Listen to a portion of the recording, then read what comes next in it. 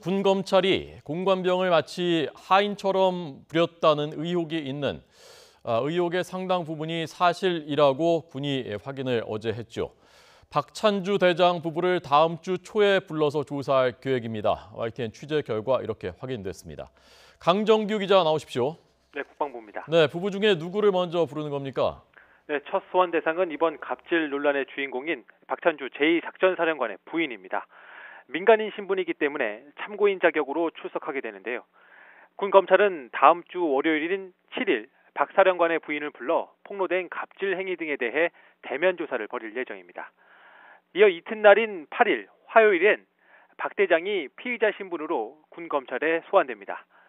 현재 박 대장은 직권남용과 강압 등의 혐의로 형사 입건된 상태인데요. 그러나 다음 주 초 장성 인사가 단행될 경우 박 대장은 자동 전역해 민간인 신분이 될 가능성이 높습니다. 군 검찰은 그럴 경우 수사 내용을 종합해 민간 검찰로 이첩할 계획입니다. 그렇게 되면 박 대장뿐만 아니라 부인까지 피의자 신분으로 전환되고 재판을 통해 박 대장이 집행유예 이상의 선고를 받게 되면 연금이 절반으로 깎이는 불이익을 받게 됩니다. 네. 핵심 당사자들이 이들 부부 부르기 전에 지금 전방위로 수사를 계속 벌이고 있다면서요? 네, 그렇습니다. 군 검찰은 주말과 휴일을 반납하고 전방위 수사에 착수했습니다. 군 검사 10명과 수사관 21명 등 수사팀 31명을 현장에 파견해 증거 수집에 나선 건데요. 수사팀은 박찬주 사령관 부부가 머물고 있는 제2작전사령부뿐만 아니라 과거 부임지였던 육군본부와 7군단 등에서 동시다발적인 수사를 벌이고 있습니다.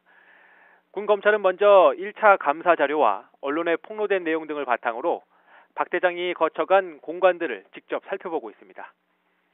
전자팔찌와 연결된 호출벨이 공간에 실제 어떻게 설치되어 있는지, 공관병을 가뒀다는 베란다와 골프공을 집계했다는 앞마당 골프장의 구조 등을 눈으로 확인해서 관련자 진술의 신빙성을 따져보겠다는 겁니다.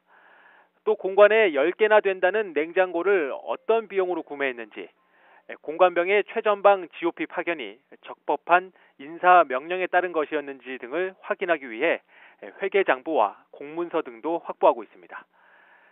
검찰 수사와는 별도로 육군은 제도 개선을 위해 전국의 지휘관 공관 90여 곳과 공관병 100여 명에 대한 전수조사도 벌이고 있습니다. 지금까지 국방부에서 YTN 강정규입니다.